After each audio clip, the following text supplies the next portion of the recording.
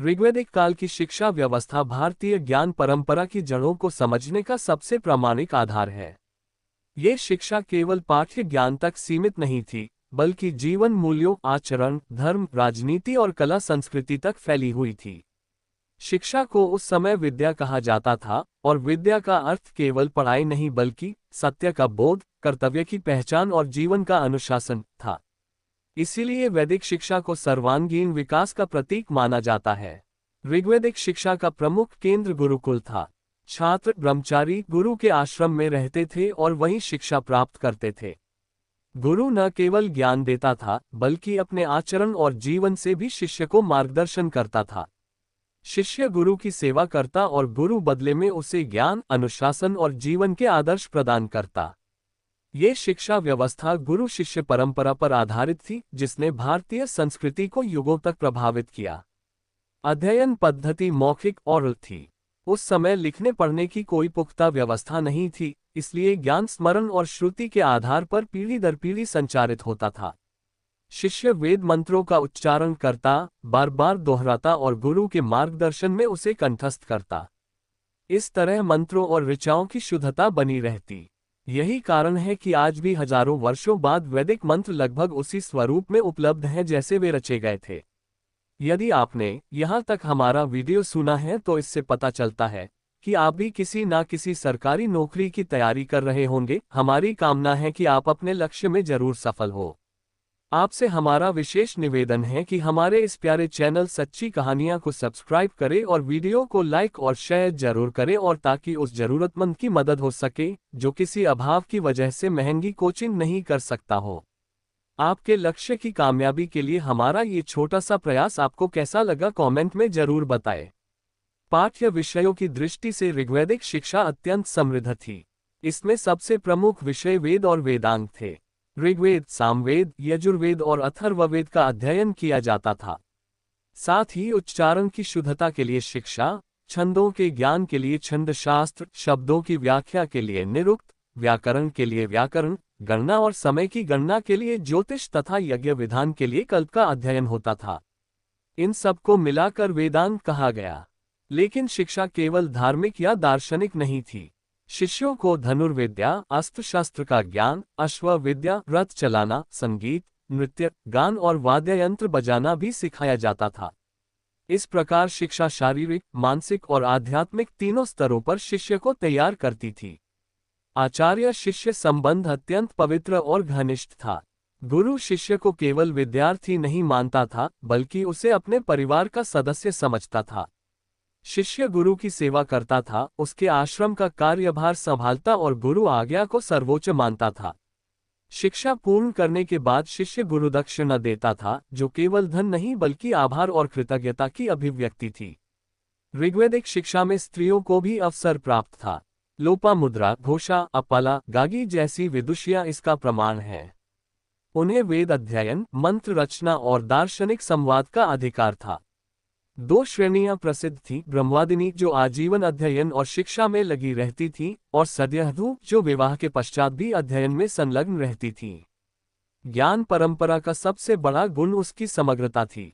शिक्षा का उद्देश्य केवल आजीविका अर्जन नहीं था, बल्कि आत्मा की शुद्धि, समाज की सेवा और धर्म के मार्ग का अनुसरण था। इसीलिए वैदिक शिक्षा का आदर्श वाक्य था, सा विद्या या विमुक्ति, अर्थात वह विद्या ही सच्ची है जो मनुष्य को मुक्त करे। ऋग्वैदिक शिक्षा का अंतिम लक्ष्य व्यक्ति को सत्य, रीत और धर्म की ओर प्रेरित करना था। उसे केवल विद्वान नहीं, बल्कि उत्तम नागरिक, नैतिक मानव और समाज का आदर्श अंग बनाना था। यही कारण है कि इस शिक्षा व्यवस्था ने भारतीय संस्कृति को युगों तक जीवित रखा और आगे चलकर बौद्ध, जैन और गुप्तकालीन शिक्षा प्रणालियों की नींव बनी। इस प्रकार ऋग्वैदिक शिक्षा व्यवस्था ने शिष्य को वेद और विज्ञान, युद्ध और कला, धर्म और दर्शन, समाज और राजनीति सभी में दक्ष बनाया। ये शिक्षा पूर्णतः जीवन मूलक और लोक कल्याणकारी थी। ऋग्वैदिक काल की राजनीति उस समय के समाज की संरचना, शासन और सामूहिक निर्णय प्रक्रिया की आधारशिला थी। इस काल में राजनीति केवल राजा और उसकी सत्ता तक सीमित नहीं थी, बल्कि ग्राम, जनपद, सभा और समिति जैसी संस्थाओं के माध्यम से लोकतांत्रिक तत्वों का अनुभव भी मिलता था। ये काल भारतीय राजनीतिक परंपरा का प्रारंभिक रूप प्रस्तुत करता है, जिसमें शक्ति, धर्म और सामाजिक सहभागिता का संतुलन विद्यमान था। राजा या जनपति समाज का सर्वोच्च राजनीतिक अधिकारी था। उसका कार्य केवल शासन नहीं, बल्कि जन, ग्राम और समाज की रक्षा करना था। राजा को धर्मपालक माना जाता था। उसे न्याय करना, युद्ध करना, यज्ञों का आयोजन करना और सामाजिक स्थिरता बनाए रखना अनिवार्य था। किंतु राजा की शक्ति निरंकुश नहीं थी। उसे सभा और समिति के मार्गदर्शन एवं अनुमोदन की आवश्यकता थी। राजा की वैधता धर्म और जनता की सहमति से मानी जाती थी, इसलिए उसे धर्मराज कहा गया। राजनीतिक संरचना में जन और जनपद महत्वपूर्ण इकाइयां थीं। जन एक बड़े समूह का प्रतिनिधित्व करता था, जिसमें अनेक परिवार और कबीले शामिल थे। जन के भीतर सामूहिक निर्णय और परामर्श की व्यवस्था रहती थी। जनपद क्षेत्रीय संगठन था, जिसमें कई ग्राम और छोटे जन शामिल होते थे। जन और जनपद के माध्यम से राजा अपने शासन को व्यापक रूप से व्यवस्थित करता था। सभा और समिति ऋग्वैदिक राजनीति के सबसे महत्वपूर्ण अंग थे। सभा में समाज के बुजुर्ग, विद्वान और श्रेष्ठ पुरुष सदस्य शामिल होते थे। यहाँ धार्मिक, सामाजिक और राजनीतिक मामलों पर विचार विमर्श होता था। समिति में सामान्य जनता की भागीदारी होती थी और यह निर्णय प्रक्रिया में सहयोग करती थी। दोनों संस्थाओं से स्पष्ट होता है कि प्रारंभिक वैदिक राजनीति में सामूहिक परामर्श और जन सहभागिता की परंपरा थी। राजा का चयन भी सामूहिक निर्णय का परिणाम था। जन और समिति के मार्गदर्शन से ही राजा की नियुक्ति होती थी। राजा केवल बल या वंशानुगत अधिकार से नहीं, बल्कि समाज और धर्म की सहमति से सत्ता में आता था। ये व्यवस्था भारतीय राजनीति में प्रारंभिक लोकतांत्रिक तत्वों का परिचायक है। युद्ध और रक्षा प्रणाली में राजा का प्रमुख योगदान था। ऋग्वैदिक समाज में शत्रु से सुरक्षा और संपत्ति के संरक्षण के लिए युद्ध आवश्यक था। युद्ध में राजा के नेतृत्व में रथ, घोड़े, धनुष, बाण और भाले का प्रयोग होता था। युद्ध केवल शक्ति प्रदर्शन नहीं, बल्कि समाज और धर्म की रक्षा का माध्यम भी था।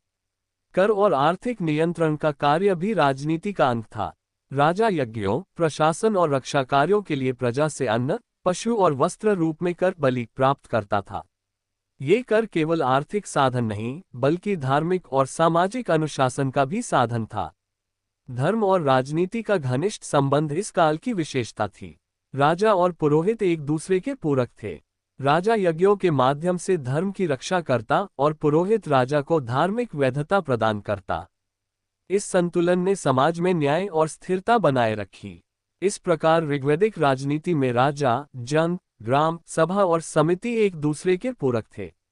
सामूहिक निर्णय, धर्मपालन, युद्ध और कर प्रणाली ने राजनीतिक संरचना को सुदृढ़ किया।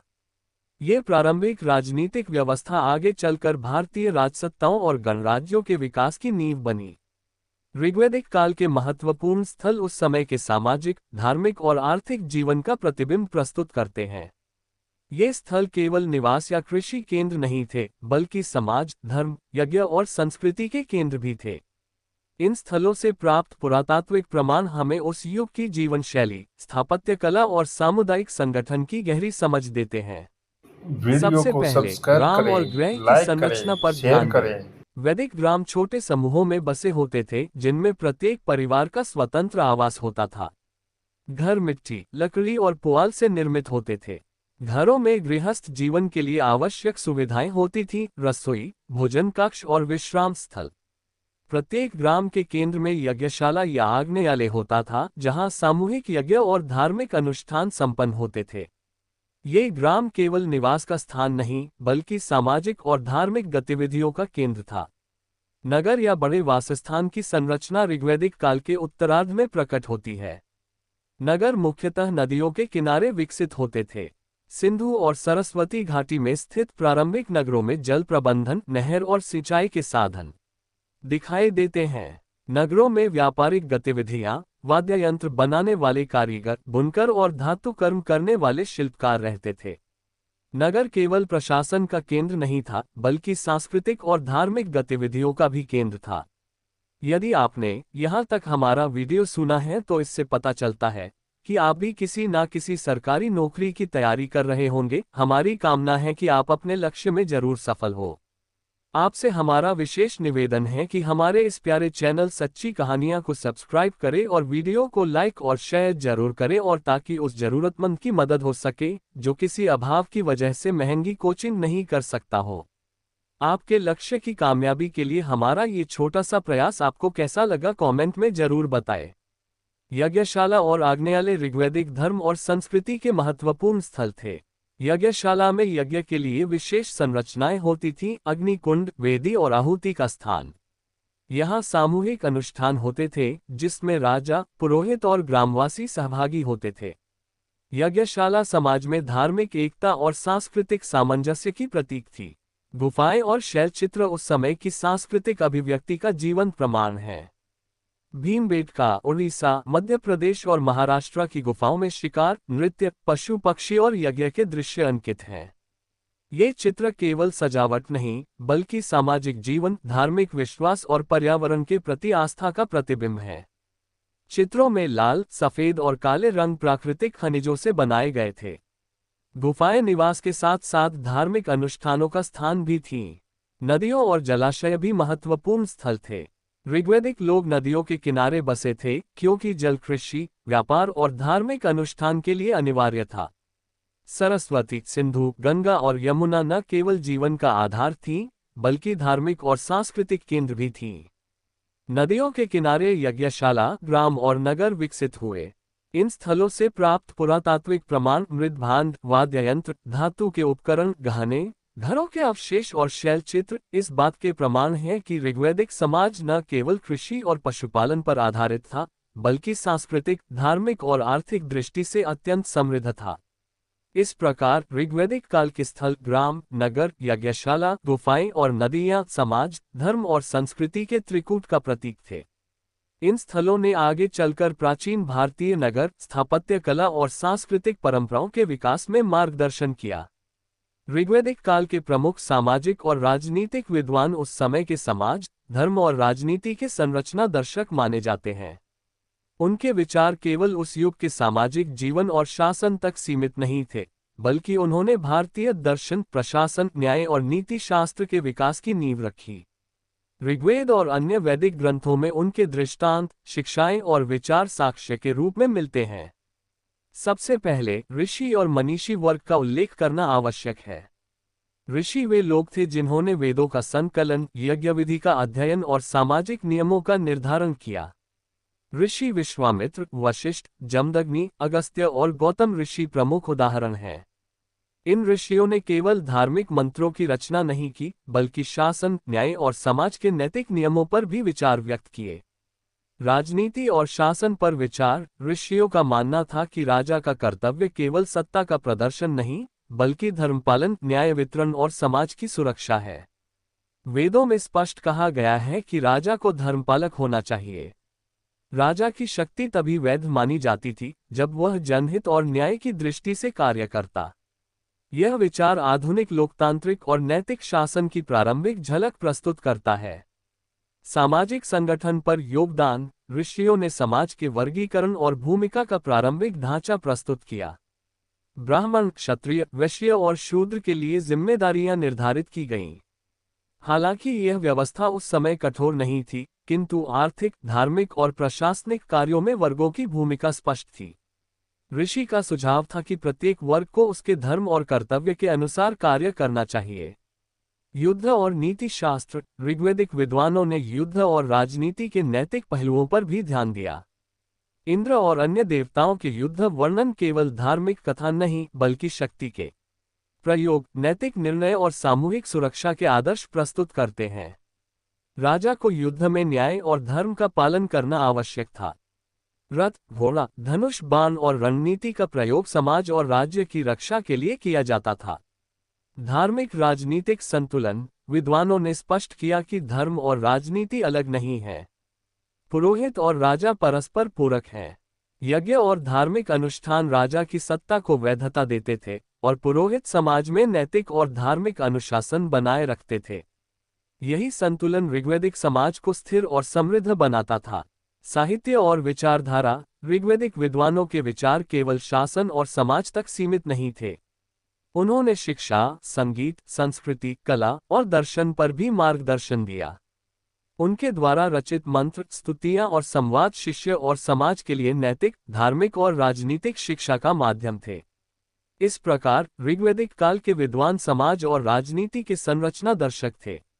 उनके विचारों ने राजा और प्रजा, धर्म और सत्ता, समाज और संस्कृति के बीच संतुलन स्थापित किया। यही विचार आगे चलकर उपनिषदों, पुराणों और भारतीय राजनीति दार्शनिक परंपरा की नींव बने। ऋग्वैदिक समाज का समग्र अवलोकन भारतीय इतिहास में सबसे महत्वपूर्ण चरण है, क्योंकि यह काल मानव विकास, सामाजिक संगठन, धार्मिक परंपराओं और राजनीतिक संरचना का आधार प्रस्तुत करता है। जब हम ऋग्वैदिक युग का अवलोकन करते हैं, तो हमें केवल मंत्रों, यज्ञों और देवताओं की स्तुतियों तक सीमित दृष्टि नहीं रखनी चाहिए, बल्कि उसे एक संपूर्ण सभ्यता और जीवन शैली के रूप में देखना चाहिए। ये काल उस बिंदु पर खड़ा था जहां मानव ने शिकारी संग्राहक जीवन से आगे बढ़कर कृषि, पशुपालन, ग्राम जीवन और सामाजिक संगठन की नींव रखी। मानव विकास और जीवन शैली। ऋग्वैदिक लोग आर्यों के रूप में जाने जाते हैं। ये लोग मध्य एशिया से आए और सप्त सिंधु क्षेत्र, सरस्वती, सिंधु और उसकी सहायक नदियां में बसे। इनका जीवन मुख्यतः पशुपालन और कृषि पर आधारित था। गोपालन इनके जीवन का केंद्र था। गो को धन, संपत्ति और समृद्धि का प्रतीक माना गया।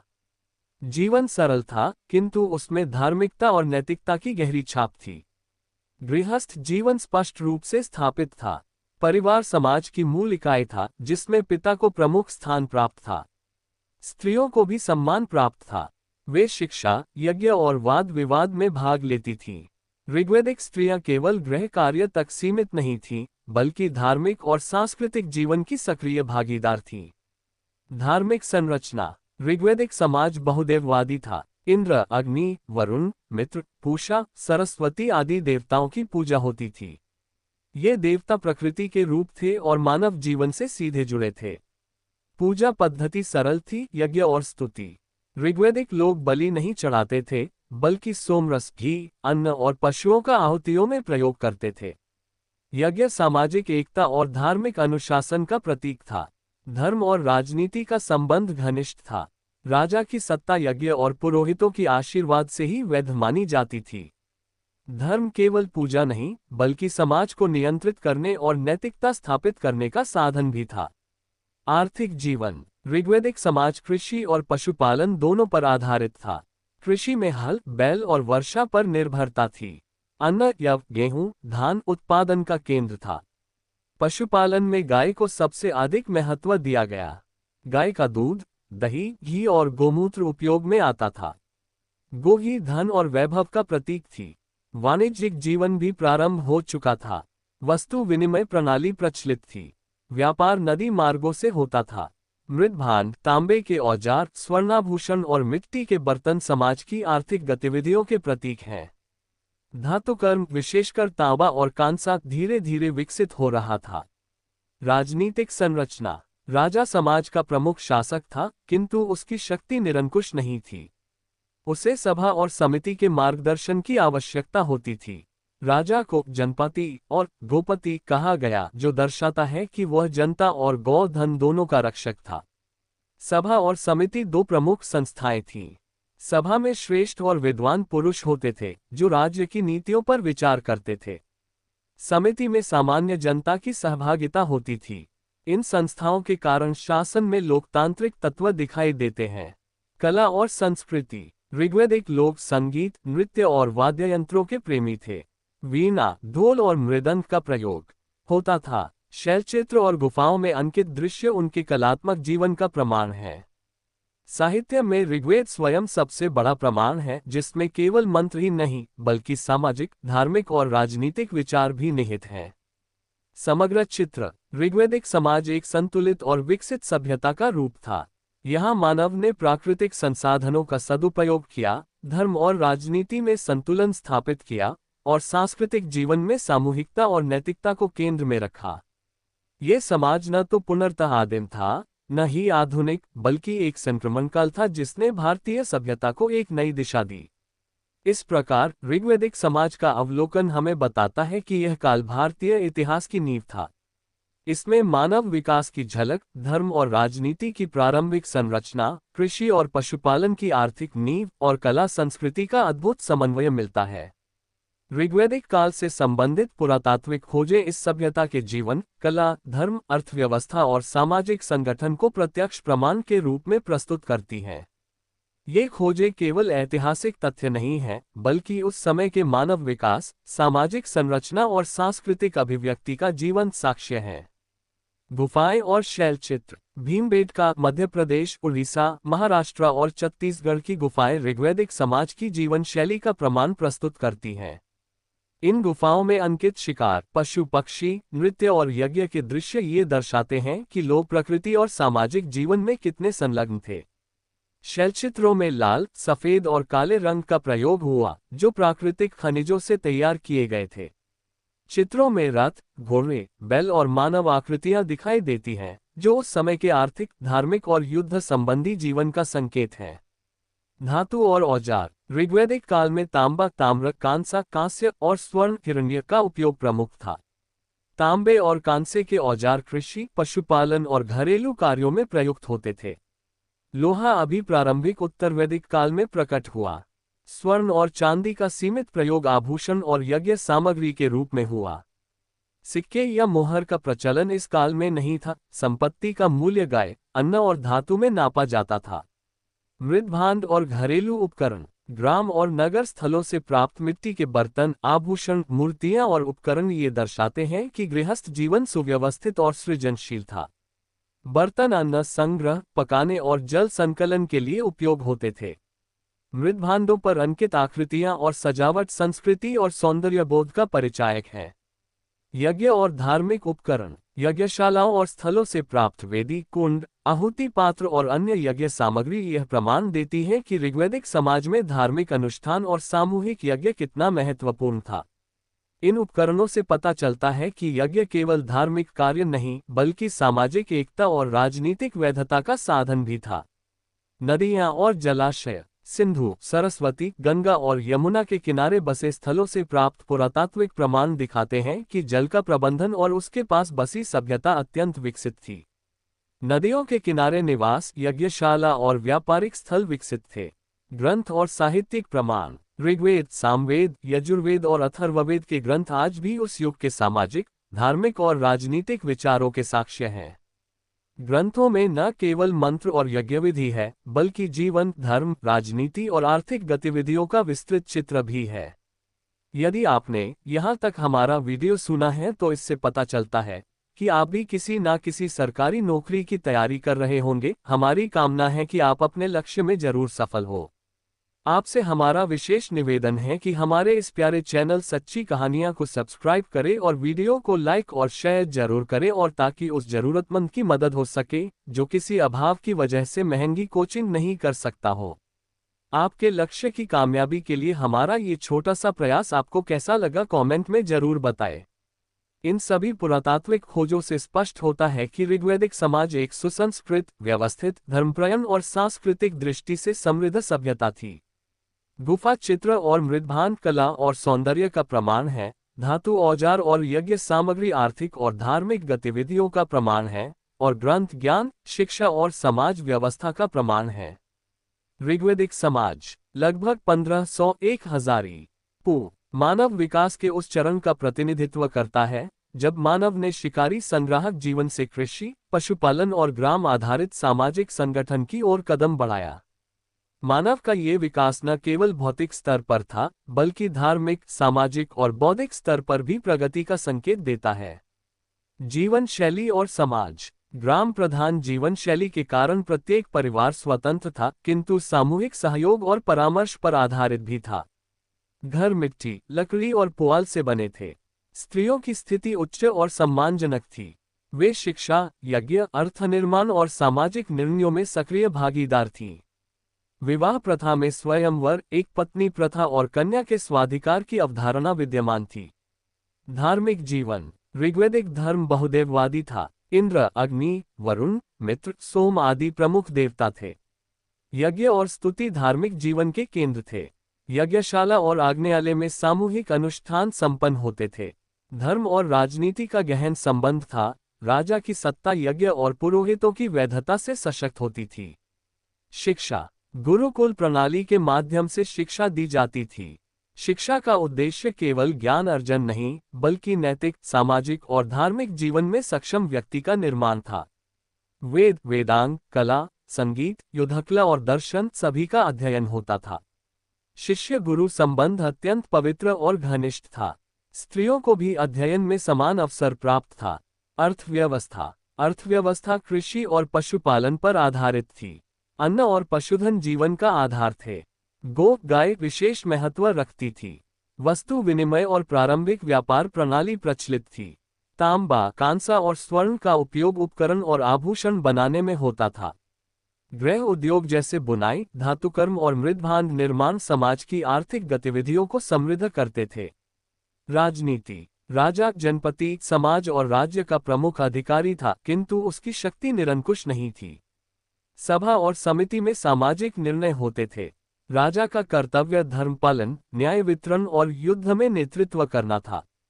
राजनीति और धर्म का संतुलन ऋग्वैदिक समाज की स्थिरता और विकास का आधार था। कला और संस्कृति। संगीत, नृत्य, शैलचित्र और मृदभांड कला की उत्कृष्टता का प्रमाण है। शिकार, पशु, यज्ञ और नृत्य से संबंधित चित्र समाज के जीवन और संस्कृति का सजीव प्रतिनिधित्व करते हैं। साहित्य में ऋग्वेद और अन्य वेद उस युग के ज्ञान, नैतिकता और सामाजिक विचारों का संग्रह है। पुरातात्विक प्रमाण। गुफाएं, मृदभांड, धातु उपकरण, यज्ञ सामग्री और स्थलों के अवशेष इस समाज की वास्तविकता का प्रमाण है। इनसे स्पष्ट होता है कि ऋग्वैदिक समाज न केवल साहित्यिक रूप से बल्कि भौतिक और सामाजिक दृष्टि से भी समृद्ध था। समग्र निष्कर्ष। ऋग्वैदिक समाज एक संतुलित, धर्मपरायण और सामाजिक रूप से संगठित सभ्यता था। इसमें शिक्षा, धर्म, राजनीति, अर्थव्यवस्था और कला का अद्भुत समन्वय दिखाई देता है। स्त्री पुरुष समानता, ग्राम प्रधान व्यवस्था, धर्म और राजनीति का संतुलन, शिक्षा और संस्कृति की समृद्ध परंपरा, ये सभी पहलू इसे भारतीय सभ्यता का आदर्श प्रारंभिक चरण बनाते हैं। ये समाज न केवल अपने समय में प्रगतिशील था, बल्कि आने वाले उत्तरवैदिक और प्राचीन भारतीय इतिहास की नींव भी प्रदान करता है।